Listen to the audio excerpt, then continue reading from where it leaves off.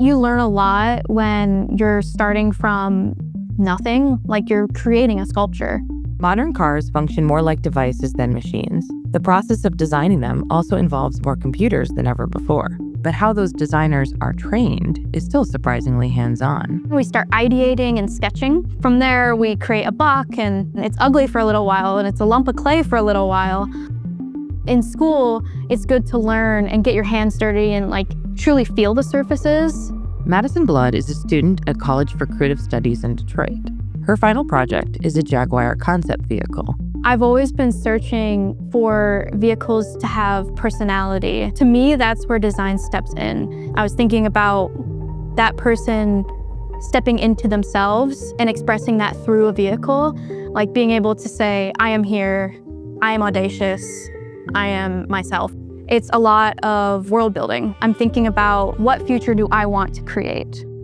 Across the country, companies have cut or are reluctant to hire early career workers thanks to artificial intelligence. And automakers say AI saves money and time in the vehicle drafting process. But there's still a need for traditional car design skills.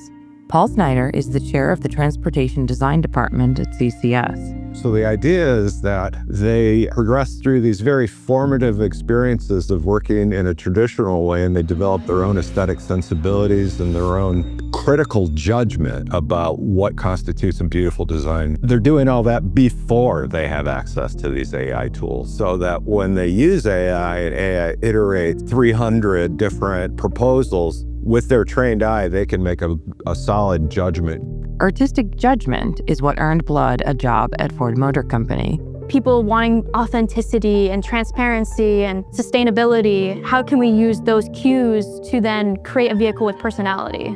I don't have those answers, but I do think that that's something that should be considered, even if it's unrealistic for this time. Maybe 40 years in the future, it becomes a reality. You can't get there without starting somewhere. It takes a lot of passion to really put yourself all in.